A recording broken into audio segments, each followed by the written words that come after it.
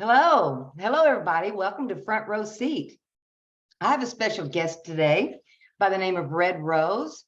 He is here to come talk to us about his perspectives and how he sees the world.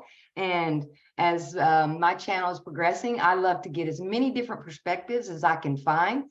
And as we move along and we all are learning from each other, the more perspectives you have, the more bigger part of the whole picture that you can see. So I would like to welcome today, Red Rose. How are you doing today? I'm good. I'm tired, but that's all part of it. Like I said before, because we talked just for a quick word before we started. But it's I'm grateful that you've given me the opportunity to practice public speaking, and hopefully I can say something interesting along the way and just flow with it. And I'm excited. Well, when I first heard you, I was in a chat in Discord, and I'm not real tech savvy, so I couldn't figure out what was going on and how I even got on there. I was I was trying to figure it out, and then I heard your voice. Oh, well, if you go over here and you click this, and I thought your voice was just a beautiful voice that would other people would just love to listen to. And I think that you're an amazing intellectual, you're extremely brilliant, and I think that a lot of people would love to hear what you have to say. And oh, I also wanted to mention that we have an audience today. We have Denise and Beth with us, and they are in the audience, and they are going to help us and maybe field some questions if they have any. So I just wanted to mention them too, and thank you both for being here. It's a pleasure. Yeah, these two individuals, among many others, have kind of encouraged me to engage with situations like this and take the walk, so to speak, of being more open and actually talking. Because I haven't really been this kind of. I've been like a classical introvert through the nature of the last 3 years, but in the last month, I've started talking to people, and people seem to really enjoy it. So I might as well share that gift among the many gifts that we all possess, kind of thing. And hopefully we can get great, as you say, with your journey that you've described, to bring greater collective understanding to a larger, wider audience and allow everyone just to engage in that conversation. So it should be fantastic. Yes, yes, it will be fantastic. And that way, when we also have these other perspectives, there's areas that we have strengths in. Then there's areas that we have weaknesses in, but that's where our struggle is, and that's where we grow and evolve and become more than what we are. And so what I like to do is, in the areas I'm weak in, I just try to raise my hand and say, I don't know what I'm doing here. And then it seems like this magical helpers show up and say, oh, what is it you're trying to do? Just like you did that day for me, because I had my speaker on in Discord and I didn't even know it was on. And I sat down at my desk, and then all of a sudden it started talking to me. I didn't know who was talking to me or where it was coming from. And it was Denise. And she said, hello, hello. I was like, oh my goodness, my computer's talking to me. And it's answering me back. So it was really funny, and it was interesting. And then you just popped on the scene and helped us figure out everything that was going on there. So Yeah, we're definitely socially mutually symbiotic creatures, kind of thing, where we interact with each other for the benefit of each other in a virtuous interaction, at our best anyway. Obviously humans can be multifaceted, and they can be terrible and nefarious and deceptive in many different ways, but at our best we can help lift each other one step at a time to stand on those shoulders of giants and see a little bit further and see the sunshine as it rises, and not be blinded by it. yes, yes. And as we get better at connecting with each other, we get better at assisting each other, because through that mode of empathy that we have, we can connect to the other person and kind of feel where they're at. And so we can feel where they're at, and then we can assist them in all kinds of ways when we use this pathway of empathy that we have. And as we connect to other people, what happens is we become more than just the sum of our part.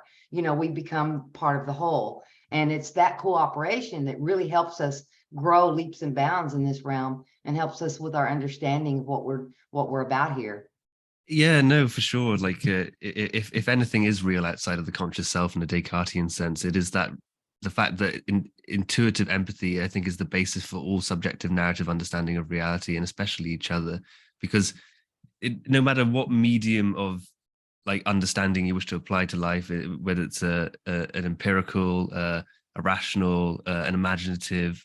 They're all different manifestations of the subjective, intuitive empathy that you apply to the world around you. Even looking at something is a form of empathy in some senses, to declare it to, like when you look at the sky and you think it to be blue, or it's not really objectively blue. It's just a narrative we apply to it, known as blue, so we can get this collective middle ground where we can come together and appreciate that subjective narrative that we share with each other. But our imaginations are so powerful in the narratives that we describe to each other that we end up adopting these things as literally and totally true in the complete. And that itself it can be extremely deceptive, but it is also liberating, and we have to keep a balance with that at all times when we're going between like the spiritual and the physical interaction with reality around us. I totally agree.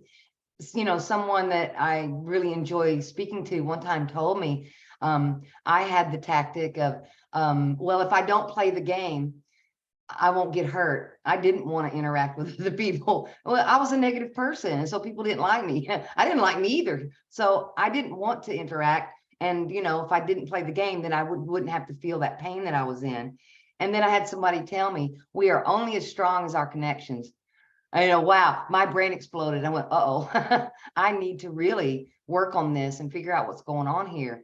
And I had to do some inner work and find, where I was at, so that I could break free from a lot of the fear that I was in that was keeping me from being able to connect to other people. But yeah, I thought that was really interesting, how you're only as strong as your connections, which that makes a lot of sense, because without your connections, you don't have this much bigger perspective as you could have if you do have all these connections. And I think it's just wonderful once you get out of that and you figure that part out, and you can fully come out and join the world and see that there's all these people that want to connect with you and want to be in your presence. And it doesn't really matter, even if you do have a lot of fear, they still want to connect, because there may be some way they can assist you. And just stepping back and not flowing into the situation can really be the detriment of your growth. Yeah, it's obviously a really complicated interaction of the self and the others around you, both socially and also the physical world that you manifest in. But it's kind of this duality between getting help, but also at the same time not getting help from anyone who intentionally proposes to do so. Often the most helpful things we ever find in life is someone who meant to do something else. So, for example, so when someone comes along and they're trying to like paint their picture, and you see how beautiful their picture is, you feel inspired and you feel enlightened, and you go, oh wow, that art you just drew was so beautiful that it makes me feel a lot better, and it makes me realize something about myself, and it helps me break those shackles. And they said, what? I didn't paint this for you. Not I didn't, obviously it's beautiful that you can observe it and be inspired by it, but it's they never intended it for you specifically. And I think that's how we best help each other, is because if you try to directly interact with anything, there's always so much minutia of variables that you couldn't possibly perceive, that take the situation in such a different myriad different directions, that you can't really grasp at what you intended to do in the first place, which was perhaps help someone. So we should not necessarily seek to help others, but when we just be ourselves, as you say, in a vibration that is without, to our best attempts, without fear, without the cloth over our eyes, we end up making something beautiful, and that's how we truly help each other, and how we lift each other from those isolating eyes of fear. Yes, fear is very isolating, and that was very well put and very well said.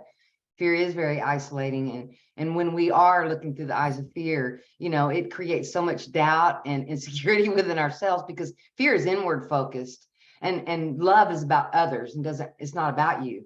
So when you're focused out of that fear and into more of a loving vibration, just that vibration alone is helpful. And that's all you really have to do. And then things just kind of unfold in a natural way. And then the other person gets what they need. And then it becomes a feedback loop to where you get what you need. So it's a beautiful thing. I think as well that a lot of people in modern society think fear is this overt, easy to understand concept, which is often a reactionary thing to a threat. And that's not what fear is. Fear is a is a multifaceted thing that adopts itself in so many different ways that most people I meet in the modern world are so full of fear that they don't even know that they're fearful. Mhm. So, for example, it's really hard to describe these concepts like without necessarily adopting psychological dogma or maybe. But I do think, for example, in the Western world, people, for example, as a cultural tenant, really understand Christianity. And what I often say to people is that you need to realize that the seven deadly sins, and this is just an explanatory tool for fear, not an explanatory tool of Christianity, but the seven deadly sins, for example, are all different aspects of the same thing. They're all fear, and and no matter which one you pick, and then through those mechanisms, you can begin to realize where you've embedded the fear in your own self-applied narrative. Because once again, as I was alluded to earlier in the conversation, is that our interpretation of reality, as rational as we like to believe it, is nothing but a subjective narrative that we apply and agree upon to the extent, like a repeated lie, repeated long enough for a convincing lifetime, becomes our objective reality that becomes the whole. And Yes. when you really make people realize that they're harboring fear in disguised narratives, it's when they can actually begin to liberate themselves. Because like you'd be surprised how many people who say fear, I'm not scared of anything, and it's like well, you need to well, if you're not scared of anything, you're not human, you're just a robot, and therefore your spiritual journey doesn't even have a point. You might as well just retire and just like close the book and be okay. There's nothing for me here. I'm not laughing at you. I'm just laughing because I was in a chat somewhere and I said something about fear and I said, what? I don't have any fear. I'm fearless. And I said, well, anytime I have a negative emotion, I always find a fear underneath there somewhere, because that's what the negative emotion is about, is because I'm feeling fear. And I said, so you don't have any negative emotions? Well, yeah, I have them because somebody did something to me. And I was like, well, but see, the reason you have the negative emotion is because there's a fear under there that caused the negative emotion. It wasn't what they did, because really we can't control other people and we're not in control of what they do. And if they do get dark, there's nothing you can do about that anyway. It's not about you, it's about them. But if you get negative and if you feel the dark uglies, as I like to call them, there's a fear under there. So yeah, it's that just, as you alluded to, that sort of projecting a desire to control others in some ways is just an existential crisis of the inability to face one's own internal intricacies, which is far more dynamic and easier to understand than you'll ever be able to possibly understand someone else, because they're such a complicated fractal that that's why I talked about before. The only way you can truly help someone, or if you have this desire to help someone else, I would argue it's really just a reflection of what's really going on inside, and the need for your own internal journey. There. Oh goodness. Oh goodness. Have you've been interrupted? See if anybody's around. Have you joined a Discord? I probably have, and I think I pushed the speaker and couldn't turn it back off. You can deafen yourself if that seems to be the issue. Hello. See there? I did it again. Oh my goodness. Okay. You can always close Discord in its entirety if at this point you can just exit the entire thing. You are brilliant. You are brilliant. Let me do that, and let me see if I can get back here without losing it. So hang on. Well, as long as you don't close Zoom, you should be all right. The app will still stay open. Yeah, I didn't close it. There it is.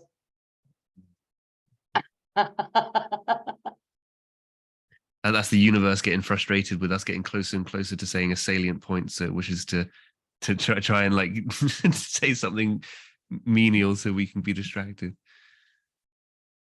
A little voice in the dark saying, hello, how about me? No, shut up, you. Shut up. I made it back. Good. Excellent. Okay.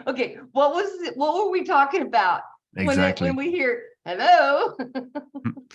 I was on the path of describing about the outward existential crisis of projection of the fear to belief that you should help others when really you should be helping yourself, which in turn, as I described earlier, is actually how you help others, because you When you look at your neighbor's garden, you don't go over there and start planting flowers, because they'd be like, why are you in my garden? What you do, you plant flowers in your own garden. So when your neighbor comes out one day and sees a bedraggled mess of weeds and fallen leaves, they look over at your garden and they feel this sense of inspiration. And it's not a negative sort of perception of, oh my God, I'm not doing enough. It's a realization of, wow, isn't the grass greener on the other side? Isn't it so beautiful? I can Yes. do that too. And that's how you Yes. really help people. It's not through the, pardon me, it's not through the intentional direct act. It's through the inner self journey that makes people go, wow. Like throughout the whole of human history, to use like a famous example, like the 4-minute mile, before that occurred, I know that's an athletic physical feat, but a physical feat is nothing but a manifestation of the internal journey anyway, where people before that 4-minute mile was completed never expected it to ever be possible. But when it was done, other human beings were like, wow, I can do that too. And that's exactly what it's the same spiritually. Obviously, it's not quite as demonstrably repeatable and expressible as a physical act that could be like recorded, for example, but it's exactly the same process, yet people don't perceive it that way. But there was another point as well before the gentleman interrupted us that I wanted to say as well, is that is that like it's not so, from my perspective, and I'm not demeaning anyone else's when I provide my perspective, is that oh god, my cat's coming at me now. My cat wants the distraction. Is God damn, my cat. it This is a good point. it is not the elimination of fear is not the purpose, because it's an interactive process of self, of both the positive and negative. It's the facing up to it and realizing that it's not 10 feet tall. You're 10 feet tall. Yes. And it's not the elimination of it because it is a necessary part of the fabric of you, but it's the awareness and understanding and control of it, and then not consenting to that low vibration. I really believe that, because I feel that sometimes that people feel a sort of negative sense of shame and guilt that they haven't managed to use like spiritual language, transcend the self and transcend to a position where they are completely without fear, and they feel that they've failed themselves somehow. And that ironically enough is the fear dominating once more, where Yes. it's just where really it's just a position of acknowledging the fear and overcoming it. So it's to overcome rather than to be overcome yourself. That's all it is. It's a balancing act that is transient and forever changing throughout your life. It's not this. No one human ever reaches this nirvana-esque place of eliminating fear completely, because that isn't the purpose. That isn't the goal. It is to weight the scales on the one side, not to chop the scales in half, because there is no measure without the scales.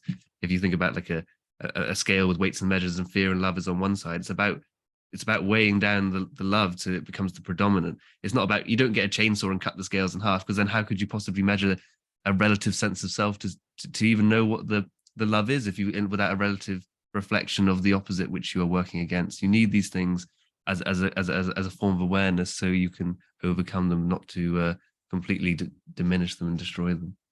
That's just my perspective. Yeah, and yeah, we all have our own perspective, and this is what's the beauty of us talking. And what you were saying before is about working in your garden, and it is really be the change you want to see in the world.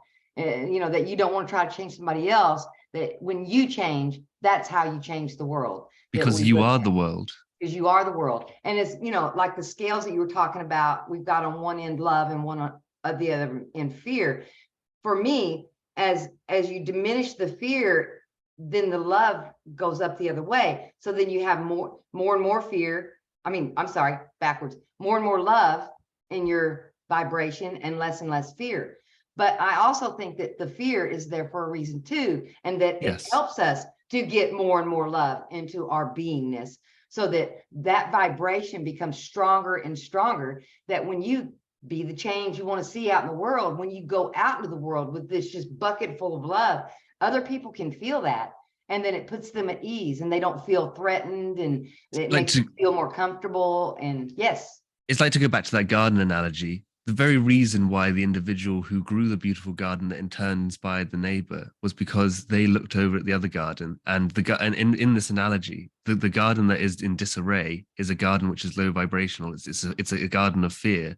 And that in turn acts. They're equal and opposites in different ways. That you turn it from being, you transmute it. You don't eliminate it. You turn it from that low vibrational threat, that master slave complex, to being a profound teacher through your own wisdom, and realizing that you are stronger through the vibration of love than you are through the disarray. And it's like the order versus chaos complex kind of thing, where you realize that the order that you self-impose within is stronger than the chaos that seems to dominate at large, because the fact that it appears to dominate is nothing more than an illusion of narrative that you adopted to begin with, which goes back to that initial premise that we discussed of the applied subjective narrative to your own reality is just as real as objective for that all that is, because the thin line between the imagined and the objective is not really there at all, because they're both the same thing.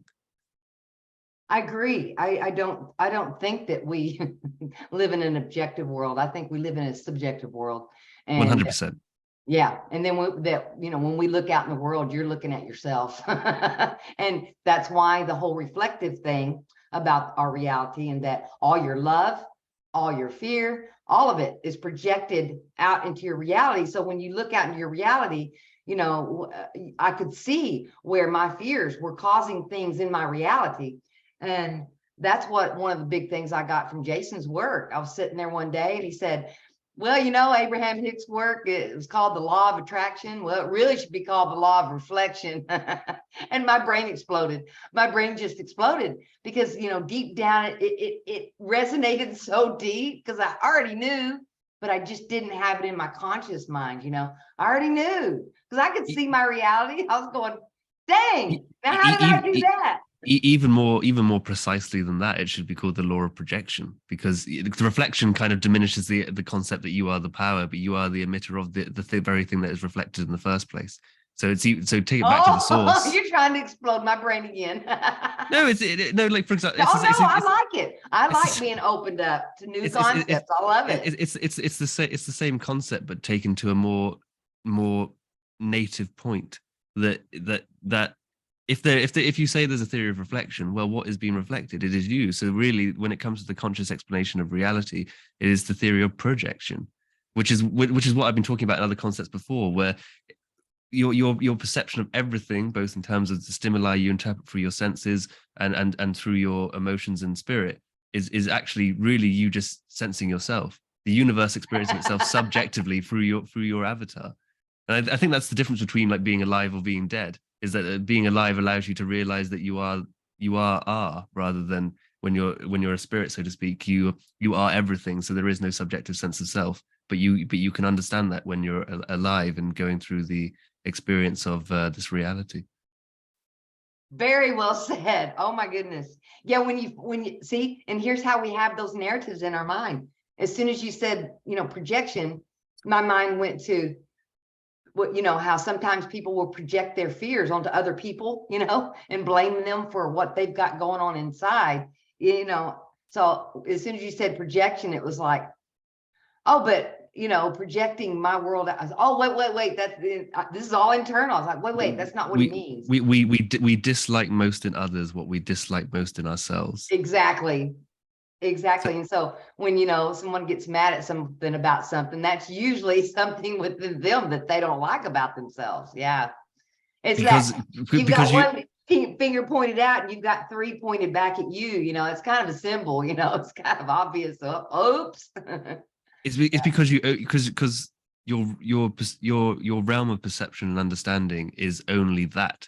Obviously, the limitless possibility of all thought and knowledge is way beyond your cognitive process at any one moment. So you can only interact with the self that you are. So, for example, when you see something and someone else that irritates you, it's only because that actually it's a faculty of what you are in that moment.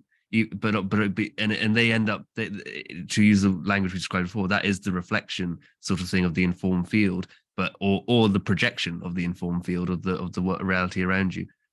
And as we in the conversation we had in the Discord like a few days prior or a week, I can't remember exactly now. It's you end up because everything is a projection of self and a reflection of self, it can be described as a law of attraction, but it's not. It's like a law of manifestation, so to speak, where you create entities, people, situations, scenarios that are from the inner self, and that can be extremely negative if you've come from an extremely like a subdued childhood negative experience, or maybe you're lost in that subconscious world that hasn't managed to come to the conscious mind yet, because you're more of a subconscious entity than you are a conscious one, and you only get like glimmers of self that come through in your own mind. Like what you really are is far beyond, and but that dictates often a lot of when, like a dog untethered, it will rampage around, and you'll find yourself confused why your life is in disarray. But really, it's you that's in disarray. Your life's not. Everything is calm and beautiful, really. Outside, really, the wind is still, but there's a storm inside, and no wonder you're like a tornado going through reality, rather than rather than a stoic individual on a walk. Yes, that's exactly it. And we are these extremely powerful creators here, and when some of that energy gets turned around and aimed back at ourselves, it can be pretty tornado-y inside your perceptual house, and you're just banging around in there while everything out there is just kind of okay, and you don't even realize it because you're doing it, And I had a question, but I kind of lost it. Oh, here's a question for you. So, are you projecting me, or am I projecting you? Because I know you're there, I can see you. We're both experiencing different versions of each other from our own perspectives. The version of you I'm experiencing is my perception of you, not actually you. And the version you're experiencing of me is your perception of me, not actually me. We're both actually having two separate conversations, despite the fact that we believe we're saying words that we understand. That's what's going on. That is epic. Oh my goodness. Oh my goodness. That is so good. Say it again. That was so good. You need to say that one again. Do it. So I say these things like 1,000 times a day, and I got a weird talent. I don't understand it. Yeah. No, what did I say? I said. I said, well, here's the question. Am I projecting you, or are you projecting me? Because I know you're there. I can see you. Yeah, and I said I was only playing with you. I remember I have a talent for remembering conversation in its exact linearity. But yeah, no, we're both having two separate conversations. We're both experiencing each other subjectively from the narratives of our different positions, projecting our own emotional realities onto each other. So, for example, it's like a husband and wife. Like the wife is really angry and the husband is confused. But really they said the same thing. Like, why is she so mad? And it's like why is he so not mad? But like, but that's beautiful, because at least they're in empathy in that moment, rather than two people experiencing each other subjectively and being totally unaware they're having separate conversations, which is the typical. It's a bit like when you go into a store and you go up to the cashier and you ask if you can purchase something, and they think, oh my god, my cat is, stop it, kitty. Is that the cashier is having a terrible experience and you're having a nice one. That's terribly simplistic, but that is what's going on. We're all like dancing, like when you have two logs that are on fire. That's what human beings are like. And when you put them together, the logs will dance and intertwine in magical, mystical, geometric fashions that isn't necessarily perceivable to anyone else, but the flames themselves. But the thing is, the flame does not know that it's a flame. You cannot know yourself as you are yourself. So once again, the only way to know yourself is through the projected interaction with another. And so, but you deem it to be the other, because once again, you cannot know yourself. It's impossible. Like a blade cannot know it's a blade. A flame cannot know it's a flame. And that's more of a philosophical concept, but it's true for the human being. Like if you were in a dark, like, it explains my personal situation. Like, for example, where I spent the last 3 years not talking to anyone. I had no idea who I was. Because once again, you constantly change anyway, because you're an intangible that cannot be grasped at. And when I started like this last month of talking to people have been telling me who they think I am, and I've been like, whoa, really, am I that? Like, but that's the only way you can even begin to possibly understand, is that interaction when you project yourself out, and then the paint hits the canvas. How does the splat come? And to one person, the splat is like, oh, I see a face in the splat, or or someone else, it's just a splat. But you can never Yes. know until you ask someone to have a look. Right. And that splat is going to look different to each person that looks at it.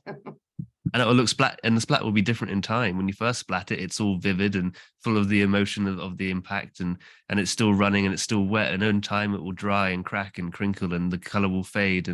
But it's still beautiful. It's still deeply embedded with all the meaning of the first initial interaction, and it becomes sentimental in that sense, the sense of self. You can almost become nostalgic, and you look at your journey and development, that just like the paint goes on that journey and its development on a physical sense, so do you on a spiritual one. And for me, in my perspective, what we're talking around and describing, which is not easy, is the nature of consciousness. And it's that thing, we are consciousness, so that we can't get inside consciousness to know the consciousness, because we are it. And as consciousness, I was talking to somebody the other day, and this was really, it was just really something else. So we were talking about consciousness, and then we were talking about the pyramid and some of Jason's work. And then we were talking about it. It's like, okay, the capstone. What is the capstone? Well, what if the capstone is consciousness? What if we are the capstone? They said the capstone will descend. Well, but what if the capstone is consciousness? What consciousness is nothing but a big giant mirror that's projecting itself into this reality. What if that all of it? interesting? What if all of it is just a giant projective, subjective narrative that we've applied to these constructions? Because once again, there's no the things we've said before are no less true now in this wider narrative that we used to apply to us all. Like, for example, with architecture and structures, really, like we like to see these narratives as separate, but once again, they come from the conscious self. So actually, they're just as much a projection, reflection as the emotions or the sense of personal self, even if it's applied to the grandiose concept of humanity at large. Like, obviously, that once again, you're asking for my perspectives. My perspectives Yes, are different. totally perspective. Yeah, my perspectives are different. They're not the same as Jason Brashear's, as much as I do really admire his a chronological work and his I much more admire him as a poet than I do, not to demean his chronology at all. He's a fantastic intellectual, but because he makes certain assumptions, for example, about history, that he says, if I believe these sources to be as such, what can we derivate from it? But I take more of a philosophical approach rather than a historical chronological approach, which is that maybe it's all just a subjective metaphor of self, regardless of, like, it would make far more sense to me. For example, Jason Brashear's work is sort of a chronological reflection on eschatology, a sort of spiritual reflection of how of the existential self leaving the conscious body that is the avatar, and how does that happen through cycles? How does that happen individually? How does that happen collectively? But I just, like, in the same way, if you were to read a poem and you would understand that it's merely metaphor, analogy, parable, allegory, all these different mechanisms of narrative, I don't take what he says quite so literally. And I think that's why he sort of blends those barriers of audiences between the empirical rationalist and the philosophical poet, because he himself borderlines both, and it's very beautiful because he's not constricted by either. But like, the reason I think he's so useful to many people is because he is, like, to use the analogy we used earlier, he's a lovely gardener, and there's some great flowers over there, and some of them are really beautiful, and you go, wow, you know what, I might plant some roses in my garden, and that's about it. I really believe that at the very best, each and every one of us can be conduits for understanding, but to make any one of us focus on any one of us as the literal understanding itself is a deception, because there's no need to praise the man. It's all about the ideas, which are separate from the man. But if the man can bring those ideas down into his hand and hold them in front of you like a bouquet, we can both enjoy the scents and the sounds and the smells of that moment. And I think that's what Jason does so well. I agree. I can see that perspective easily. I think that he has great powers of intuition, and he also has great, in that intuitive space, he is just such a lovely creator of concepts and words, just that just flow from his imagination. And then he's also has the very strong intellectual piece too. So he's got both parts. So he can speak to both sides very easily from what I can tell. But you do have to recognize, for example, from my perspective, as I've alluded to throughout this conversation, that like despite Jason makes like a scientist, like science, for example, is once again all objectivity is just subjective narrative associated and assumed to be so over a period of time. And what Jason's work, the premise of Jason's work, pardon me, is the assumption that the texts he uses are authentic, correct, and not falsified, and that is the best that any one of us can do, because you can, for example, assume that it's all rubbish, or you can assume that it's tainted or corrupted, and these things are perfectly possible, perfectly fair, but it goes against what the human mind desires. It desires that cohesion, that order, and so if you're going to be a chronologist, you have to, even if you're incorrect, assume that all the texts and sources you're citing are correct, so you can build that subjective narrative to make a collective picture. But I don't think at its very best it is metaphorical, it's not literal, but it's about bringing that under, like all human intellectual activities, it's about bringing that under, because it's a process of projection and reflection, as we alluded to earlier. That is the conscious experience, regardless of whether it's science or history or maths or any of these things. But it's, at the end of the day, it's all different art forms of psychology of self, where what does it tell us about ourselves through that process of the intellectual endeavor?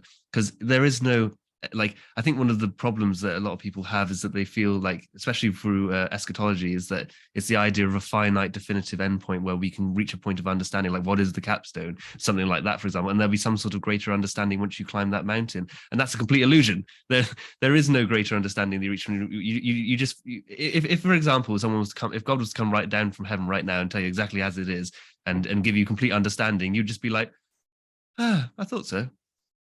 That would be that, and you'd be all right. There would be no it's just a motion to peace within the self. That's all. Yeah, that would stop the perpetual creative powers of consciousness, because you can't say it's this, because when you say it's this, it's done.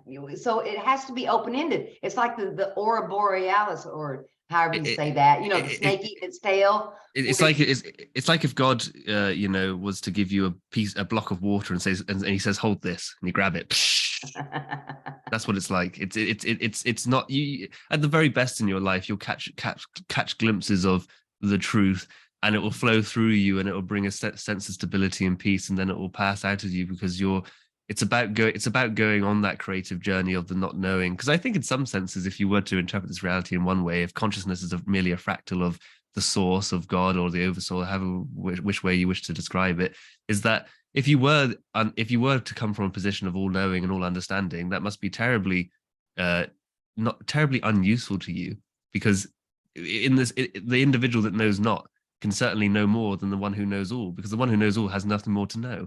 And therefore there's an irony to it, where because through creativity, through the expression of the self in a subjective non-fixed reality, allows you to always discover more in an infinite fractal forever. And even God can surprise himself if he just forgets what he knows for a moment. It's almost like a game of hide and seek. Yeah, it is. Because as soon as you know it not. Yes. Yes. I heard another speaker, he was talking about how, while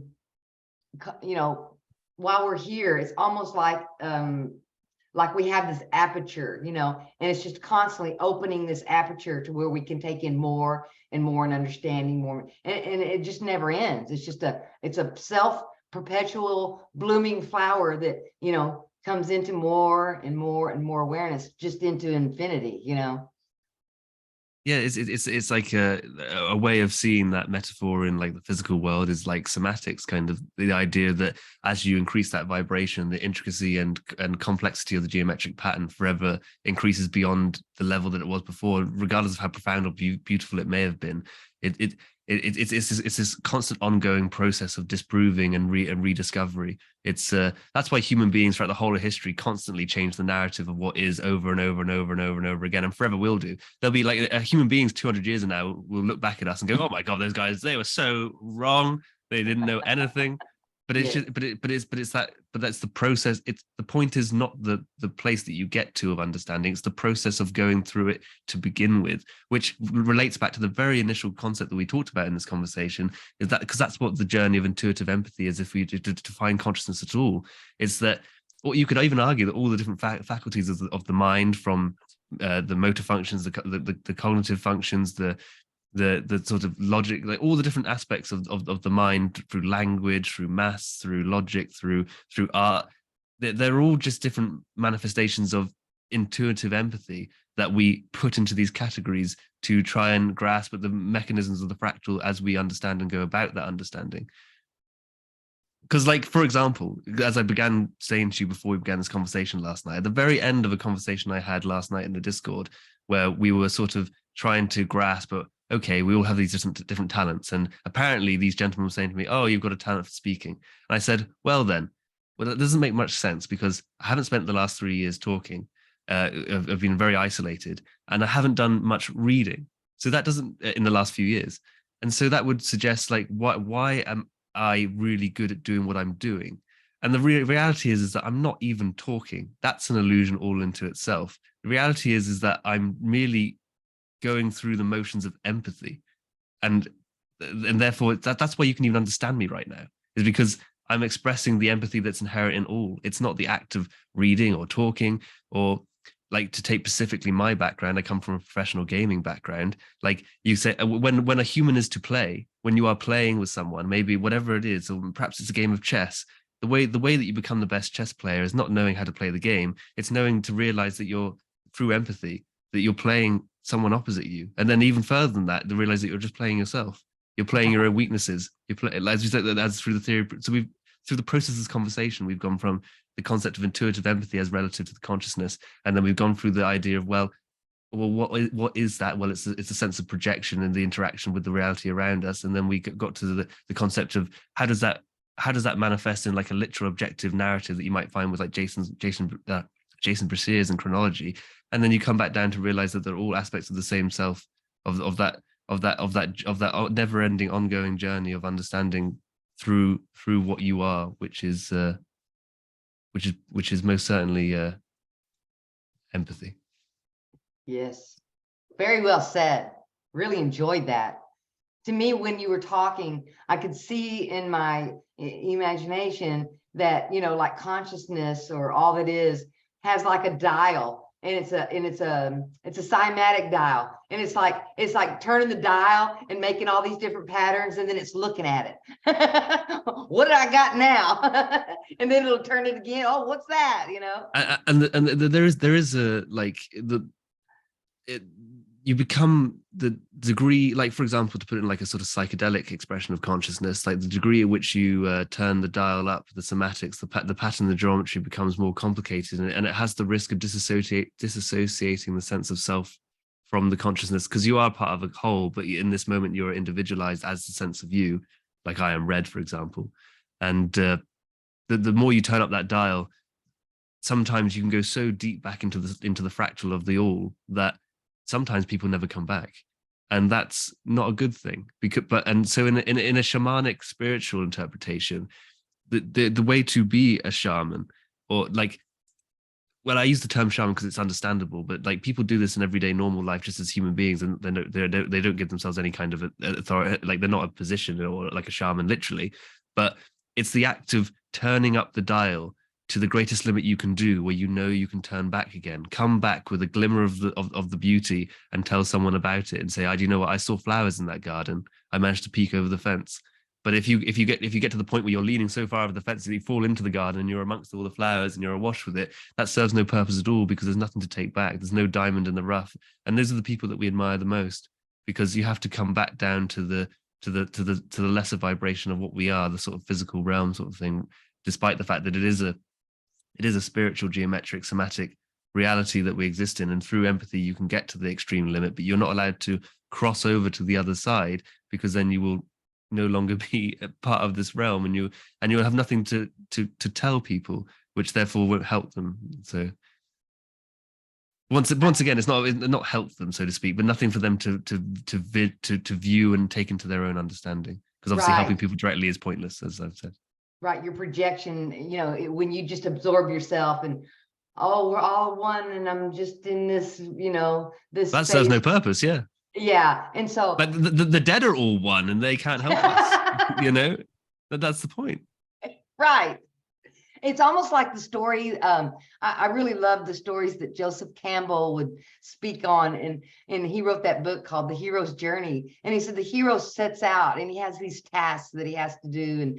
And then at the end of the thing, well, he either slays the dragon or something happens, and he brings back a bag of goodies, right? He brings back from that place, through that evolution of his consciousness, he brings back to the world, the gems or the elixir of, what others need, and so I really loved his stories. They were beautiful. Yeah, the very concept of the hero, by the way, in terms of literature, derivates from the concept of Christ consciousness.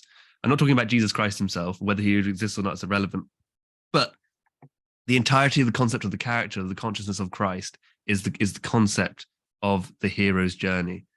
Every concept we have about heroes, in every way, all derivates from that concept, because Christ consciousness is the pinnacle of which a human can reach, but we spend our lives attempting to get there. No one ever gets there, because none of us are Christ consciousness. I'm not talking about Christianity for a literal sense. I'm not talking about Jesus Christ as a man. I'm just talking about the spiritual metaphor.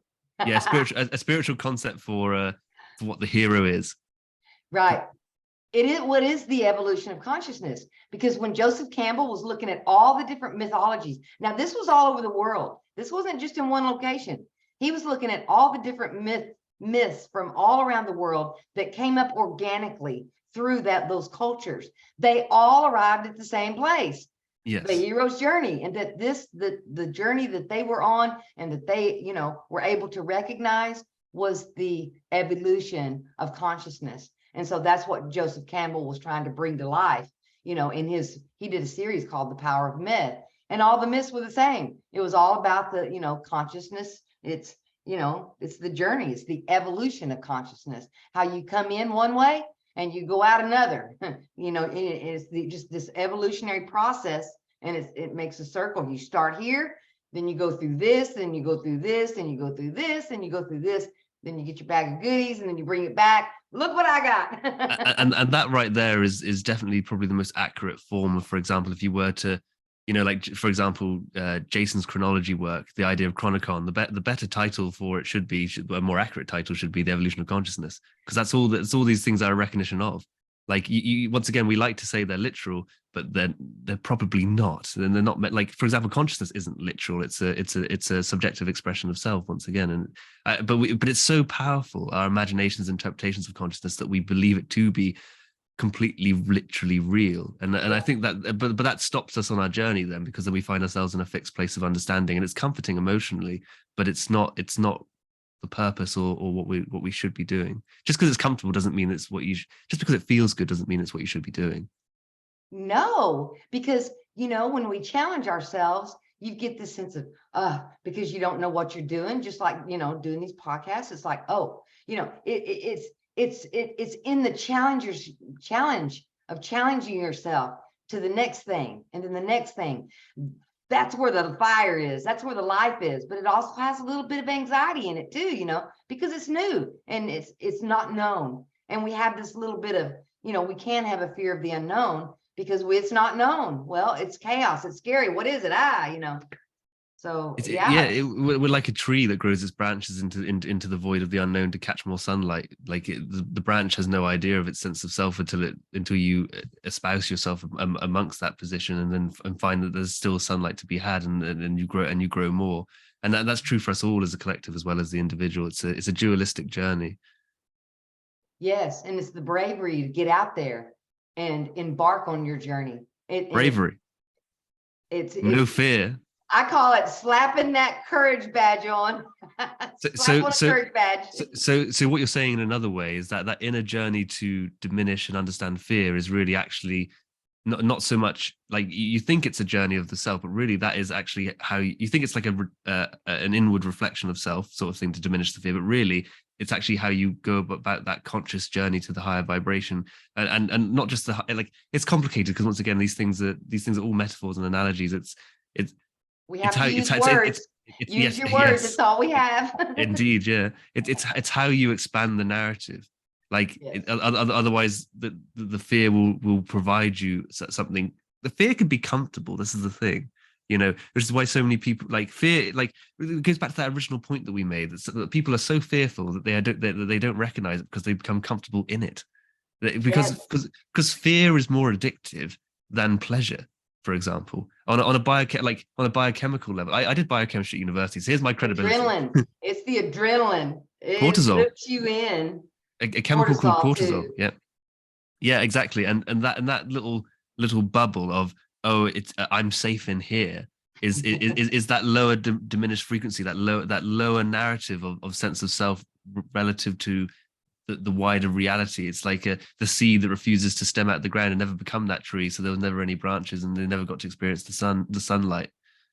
No, we don't want to, it's a when you start realizing that you're this powerful creator here, it's like, here, let me give my power away. Let me give it to this person over here. And then if somebody walks in with their own power and they're standing in their power, there'll be somebody right there saying, oh, don't do that. Because that's pointing out that I'm not doing it. You need to bring your vibration down to where I'm at, or it's going to show that I'm not standing in my power. So I need you to do that for me. And that's, where you get, this power play and this envy and all this stuff that gets wadded up in it. And I just say, no, not giving up my power. I'm going to stand right here in it. Yeah, for example, I've earned it. I'm going to be here. to use everyday language that we for example, use with there's so much wisdom in the way that we talk to each other, but we don't even realize it. Like, for example, when we say to children, if someone's horrible to you, don't go down to their level, which is exactly what you're saying. Mm-hmm. Oh, you don't want to bring yourself down to their level. What do we mean by that? What we mean is what you just said. Is that like if where you're where you are on your journey is beautiful and it is exactly as it should be and it's correct. There is no wrong step to be made. It is an explosion of self, and that is it is wonderful and amazing at every turn. And it is. Even if you feel that you look at someone else and you think their perspective is like, these are all foolish parts of fear where that to believe that where you are is not exactly as it should be, where you should be. Yes. And you can see this happen all the time. Don't lower yourself to that. You can see it all the time in groups of people. They'll have a group vibe they've got going. Well, and if you step in there with this really really strong, loving vibration that, they just don't experience all the time, everybody there will turn and look at you because they can feel it. And they'll turn and look at you, and it's either you need to match our vibe or you got to go. It's sort of like that. And what you need to do is go. Yeah. Because you need to have the confidence to. You think that you're about to walk a lonely road, but you'll take 2 steps into the forest and you'll meet a whole bunch of other people who've also walked into the forest, and you'll be like, hey, I didn't realize you were here. Exactly.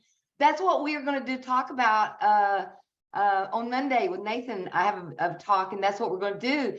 Talk about when you evolve yourself and you take that hero's journey and you start going through this journey, all these magical helpers pop out, and it's just, there they are. It's almost like it's everyone else on their hero's journey, because we're all, once again, that sort of that dualistic binary that I talked about before, is that we're all the reflections of the whole, but also individuals going on the same journey, walking towards this never-ending journey to the capstone, so to speak, of that will eventually, maybe that's what kind of Jason talks about when he talks about his projections of tomorrow. It's that eventually consciousness will actually accidentally get to the end point, in which case we'll have to reset, because you're not meant to. The point is not to be at the end point. It's about going to the end point. And when you finally get there, it's like, oops, better start again, because there's no point knowing everything or being at one, because there's nothing new to be gained, and maybe you do it 1,000 times or whatever, but like that's how it should be, and that's right.